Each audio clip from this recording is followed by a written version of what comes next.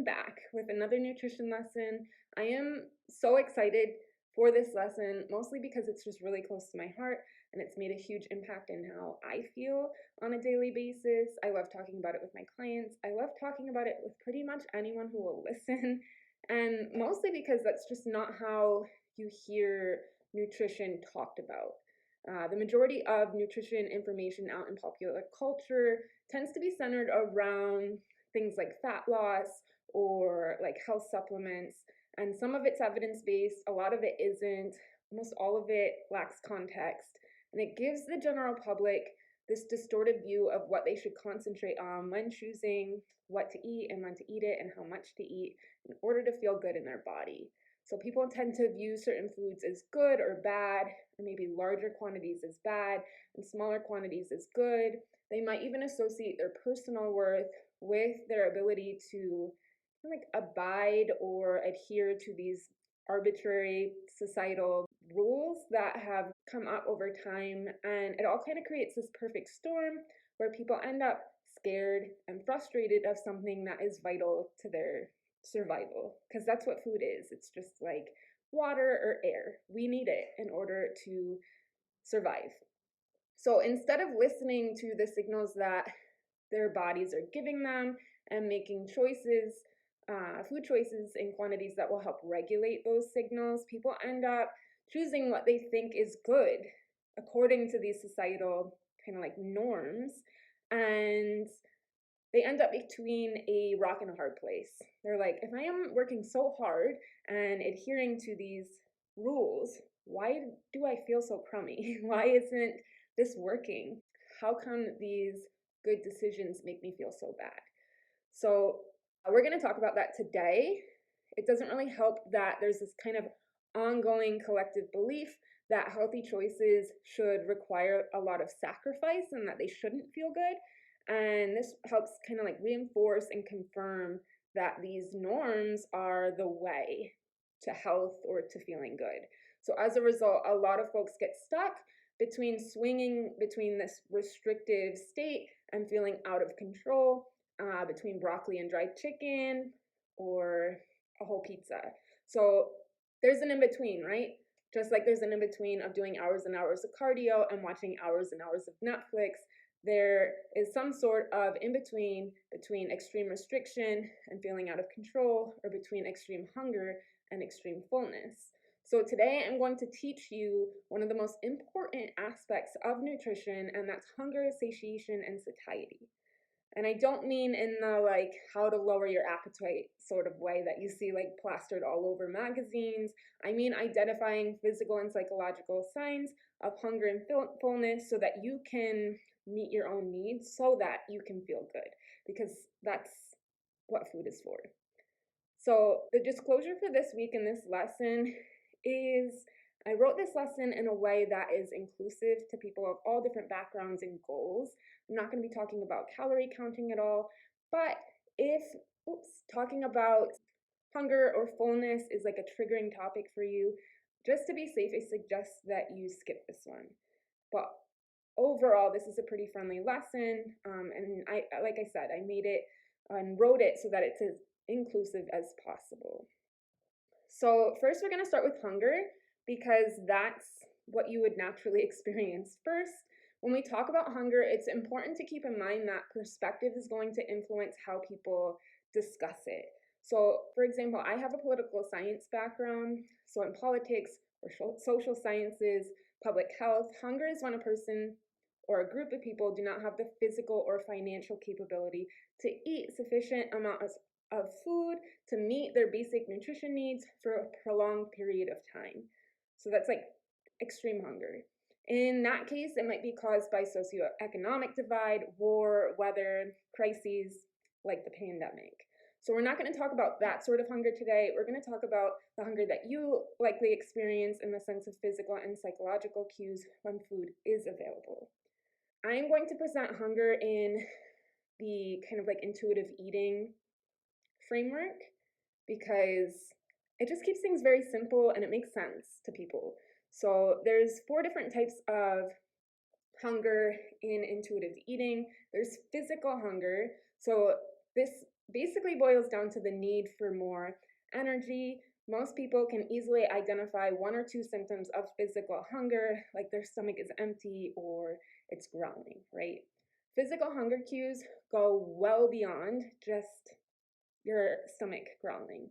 So you might experience fatigue, anxiety, lightheadedness, shakiness, irritation. You might hear that referred to as like hangry. Physical hunger cues start small and then they gradually escalate over time. This is like key if you're going to remember anything about physical hunger. That's what you should remember, is that it doesn't just happen, immediately. It builds slowly over time.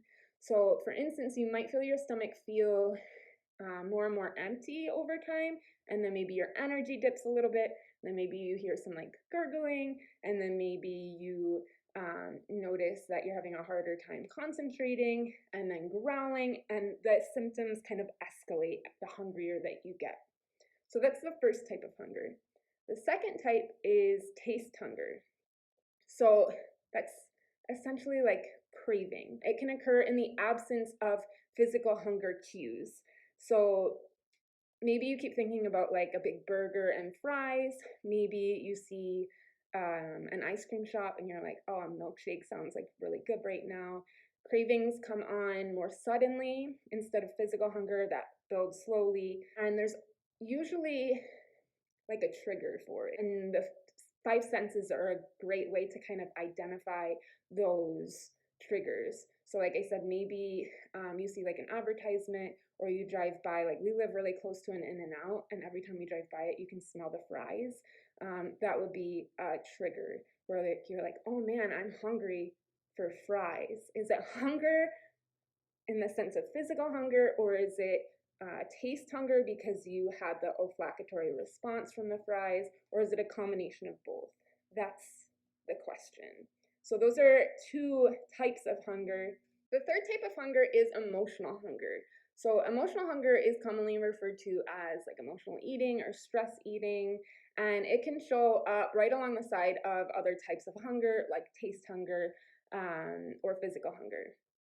Just like taste hunger, it comes on quickly. It doesn't build slowly over time, and usually it occurs in combination with like intense thoughts or emotions. So maybe you are anxious or you're stressed out or you're happy or you're sad, but it happens quickly in this like bundled package with intense emotions that can lead to making more impulsive food choices. A great way to identify emotional hunger is if you have these like strong craving for security or comfort.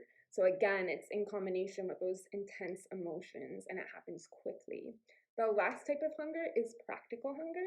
And this is essentially just like planning ahead. I do this often because my life is really busy and there's a lot of factors at play that I have to consider. So maybe, it's in the morning and I already ate breakfast. Maybe it's like 90 minutes after breakfast, but I also know that I'm going to be out in town running errands for the next few hours and that it's going to overlap with lunch. So maybe I eat a larger snack to kind of tide me over so that I can eat lunch at home. Just kind of like planning ahead and eating in anticipation of hunger signals so that your body stays well nourished and well fueled, even when your schedule doesn't exactly line up with your hunger cues.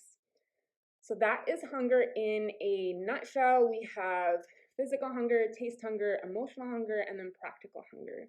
And they all, like the terminology kind of reflects what it is. Next thing that we're going to talk about is satiation. This is a more challenging term to identify. So, or a sensation to identify. So, satiation is when physical hunger is diminishing desire to eat after the onset of eating. So, it's like you've already started eating because you're hungry, and it's those hunger signals slowly diminishing over time because there's food being introduced into your system. It happens for a number of reasons, many of which scientists are still studying. It's pretty crazy how new all of this science is in relation to time. and how long we've been eating. It's just a combination of multiple factors that create kind of like a chain reaction. When food is consumed, gastric distension occurs, and so that communicates to the brain, and it basically says, hey, my stomach is expanding because food is being introduced into it.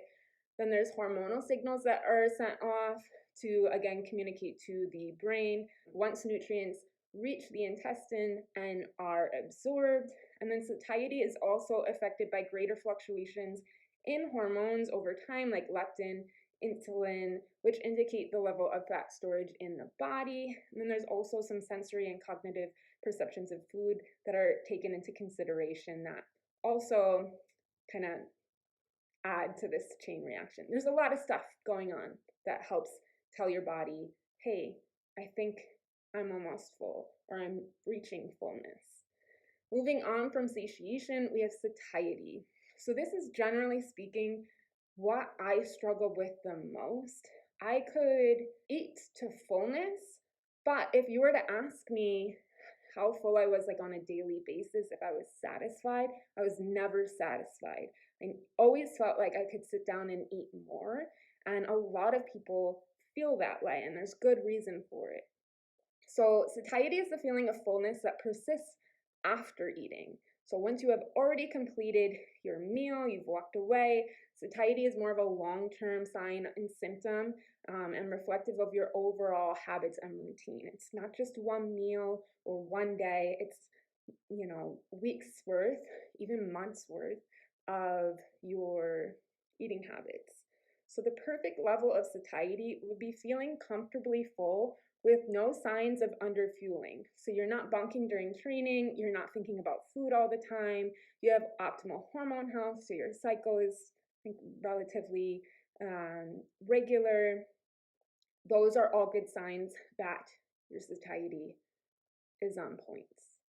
And again, there's a lot of factors that play into it, but that's just like a very simple explanation of it.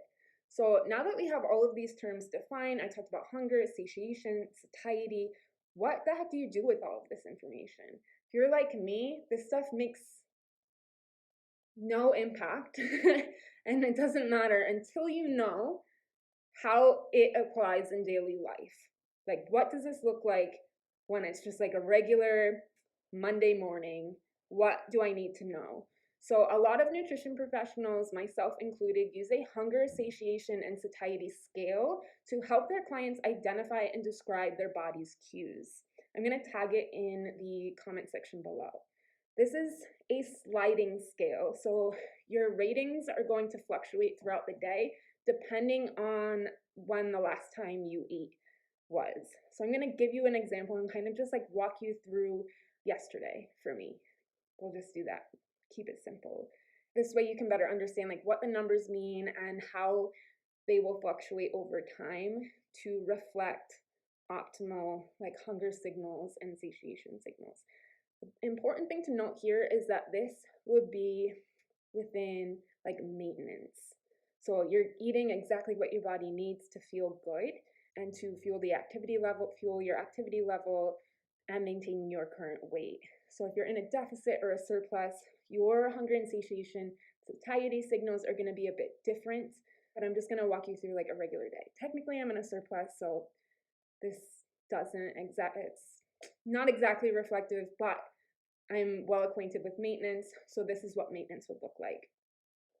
So if I woke up yesterday morning before I ate anything in maintenance, my hunger level, because I hadn't eaten for hours because I woke up from sleeping, right, would likely be around a 4. That's what it usually is in maintenance. So I have an empty stomach out of 4. There might be a little bit of growling. I feel kind of like a sense of like urgency to eat, but it's not super urgent where I have to do it immediately or I have no control. Just like a little bit of irritation, right? I make my breakfast, I eat my breakfast, and now we transition to rating satiation because I'm currently eating, and that's what satiation describes. So I know now, because I've been doing this for years, and it's my job, I am well acquainted with what quantities work best for me and how to achieve these numbers. So as I'm nearing finishing my plate, I am kind of like gradually working my way up the scale. So from that 4, I might be a 5. From that 5, I might be a 6. From that 6, I might be a 7. 7 is really the goal because that's like the perfect amount of fullness. I'm not uncomfortable. I could walk away from the table and not think about eating anymore. It's just like the perfect level of satisfaction, we'll call it. And hopefully you can't hear the crickets in my garage. Why does this happen every time I record? I'm not sure, but he always comes out. So after eating, when I clear my plates, I have reached a solid 7 on this hunger satiation scale. Again, that means I can walk away from my meal and just feel comfortable. I don't feel like I need more food. I don't want to go back and like pick more food out. Then after about 60 minutes or so, just give or take, this is just rough times, maybe that 7 becomes a 6 because my digestive tract is doing its thing, it's working through my system. I'm not thinking about food. I'm just still like pretty comfortable. I wouldn't need to eat. And then that 6 slowly transitions to a 5 over time. And then maybe a 4 in the next, like, I don't know, 2 to 3 hours. So now we're about 3 to 4 hours after my meal. And now I'm at a 4 again, and now I need to eat again. This is reflective of someone who eats like moderately sized meals consistently throughout the day. So I eat basically every like 3 to 5 hours. So this is how my hunger, satiation, and satiety cues kind of fluctuate. Again, this is just an example. So if you are listening to this and think, I have no clue how to read my body signals. I don't know what it means to feel comfortably full, or I have never felt completely satisfied. It's really normal. This stuff takes a lot of time. When I work with my one-on-one clients with this hunger, satiation, and satiety chart, it can take weeks to feel confident and be like, yeah, that's for sure a 6. I know the difference between a 6 and a 7. So just give yourself time. And I'm going to talk a little bit more about some important things to consider when you are rating yourself on this chart, because there's a lot of factors that can influence your overall appetite, and it can be hard to differentiate them, especially at first. So what are these factors that I'm going to talk about? One of the most well-known ones is illness. So if you're sick, you might notice your appetite decrease just naturally. Activity is going to be lower because you are sick, and probably not as active because you're resting. And so that can account for a lower appetite, but also the digestive process just, it takes energy for the body to make that happen. And so by decreasing its appetite, your body can save and reserve that energy for fighting whatever like bacteria or viral infection that it is fighting, or whatever illness you're fighting. So another common one, again, is stress. And there's loads of it, like I said, nowadays. So you've likely noticed at one time or another, maybe you're like preparing for finals at school, or if you're like me and trying to pack for a family trip and you're just stressed and anxious, maybe your appetite has decreased and food just like isn't on your mind because you are more absorbed with whatever you're focusing on. Again, that's very common, but also know, like you might be listening to this and be like, wow, I have the exact opposite reaction when I'm stressed. I just want to eat everything in sight. That's also common, and that would fall into the emotional hunger category. So taking that even further, when we consistently overeat or undereat, or when we sporadically eat, it can distort our hunger, satiation, and satiety cues. So our appetite, like our metabolism, is adaptive, meaning it's going to change over time depending on the stimulus it has. So it will always reflect our habits and our routine on top of these additional factors that I've mentioned, like stress and illness. If you feel like you're always hungry and no meal really truly leaves you physically satisfied and you're thinking about food often, that can be reflective of hunger that has compounded over time. And it's a matter of individual meals or choices or days. It's reflective of your greater nutrition intake, your overall energy intake. So it might be that you're just not eating enough, or you're consistently overeating. And again, with things like taste hunger, that can compound over time as well if you are too restrictive with the types of foods you eat.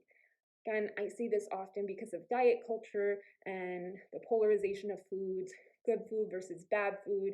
People are like become hyper fixated on bad foods, quote unquote bad foods, and so they avoid them, and then that taste hunger builds.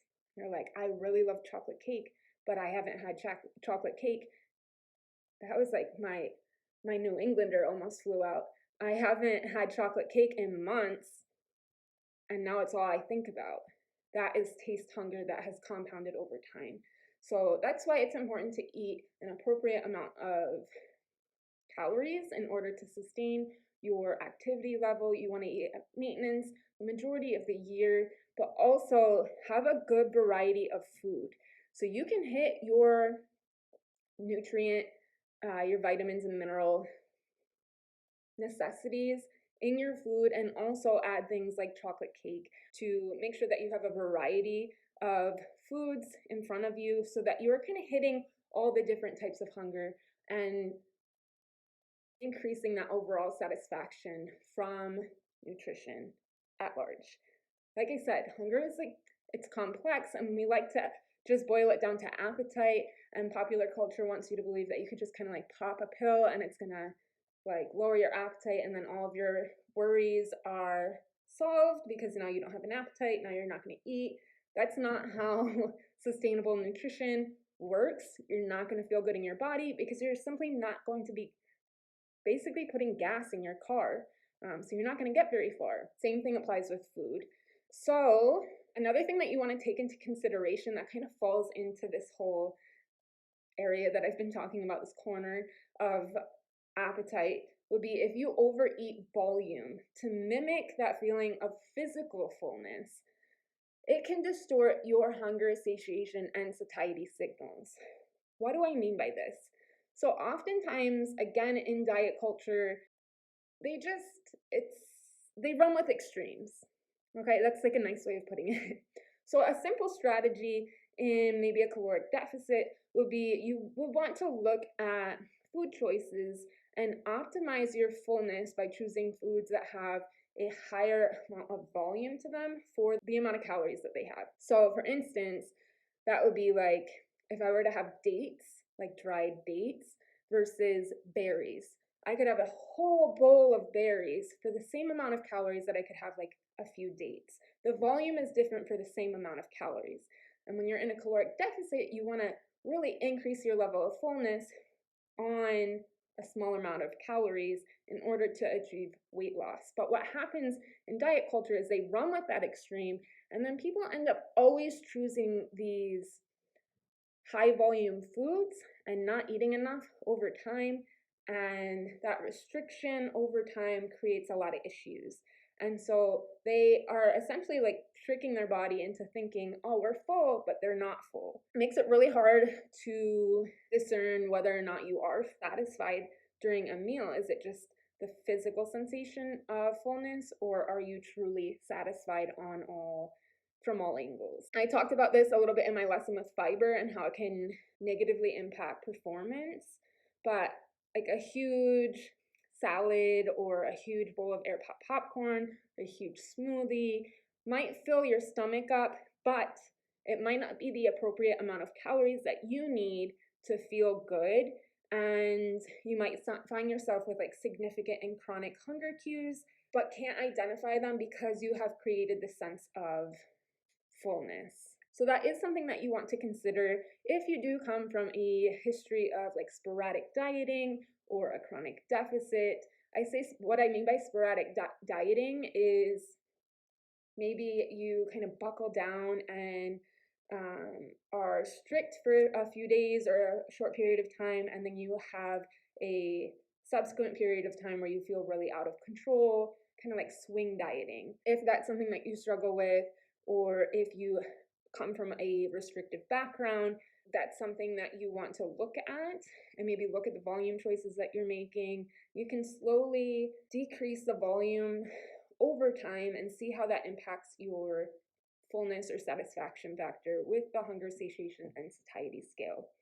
I always say one of my favorite sayings as a coach is that you can progressively overload anything.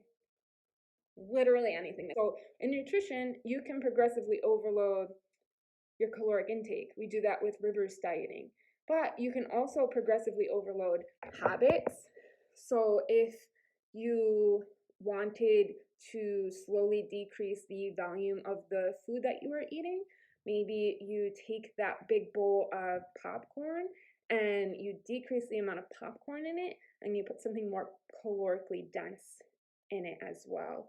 Maybe you add, I don't know, like chocolate chips or nuts or something into it. Or you decrease the volume of your salad, the size of your salad, and pair it with something that is more calorically dense, like a sandwich. So you can kind of just gradually over time decrease the physical size of your meals while kind of staying mindful of how that impacts how you are satisfied, and then you can increase the amount of calories in them depending on like your weight and a bunch of other factors. But just small steps over time. You don't have to like get rid of all of the high volume foods. High volume foods aren't essentially bad. It needs context, right? And so generally speaking, we're shooting for balance in nutrition. High volume foods with moderate volume foods with lower volume choices. And that will help kind of round the whole picture up. That's what we're looking for.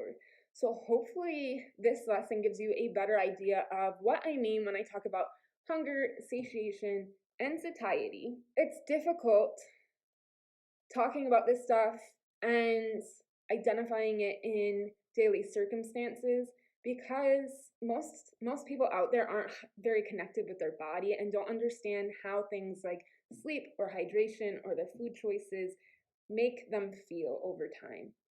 A lot of the times they just jump to other, like maybe I just need to take this supplement, or maybe I need this medication, or maybe I need to change my training.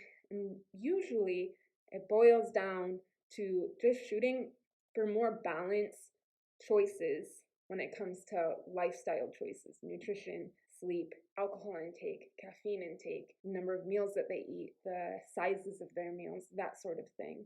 So the more balanced you are and your choices are, the easier it is to identify your body's signals.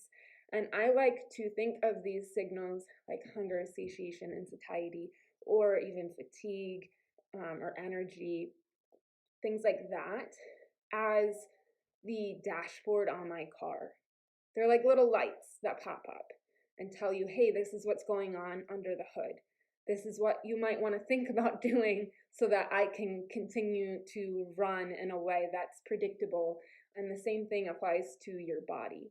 Hunger and satiation and satiety, or like energy levels, soreness, these are all factors that kind of have a sliding scale that you can look at and be like, okay, this is what my dashboard is saying. So what choice can I make to improve that? There's really not a wrong way to do it if you are staying mindful of all of the factors in your life. The biggest mistake that I see people make is that they're not looking at their own factors, they're looking at random recommendations out in diet culture, like magazines, social media, and they're like, well, so-and-so eats 5 meals a day and it looks like this, or so-and-so does this. I'm like, I don't care what they are doing. That's what works best for them and their situation. You have to look at your factors in your situation to know what choices are going to be best.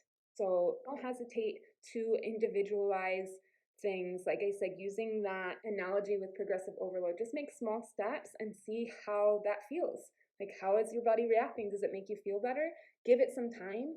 Your appetite takes days, if not like a week or 2 or 3, to regulate to a different schedule or to a different energy intake or energy balance, whatever it is. It does take time. So you're not just gonna like change it on a Monday and then wake up on a Tuesday and be like, well, that didn't work.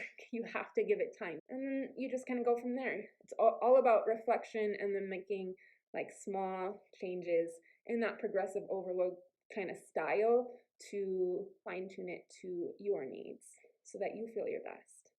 So hopefully this lesson was helpful. If you have any questions, feel free to put them in the comment section below. Again, if you have any topic requests, I'm always open to them. I put this up in a poll, and so I think next week's lesson is going to be about fat loss mistakes that I see made. I'm not a huge fan of talking about fat loss. But people love to hear about it, and I like presenting a balanced approach to things, so we're going to do it. And otherwise, I hope you have a great Sunday, a great week, and I will see you next week.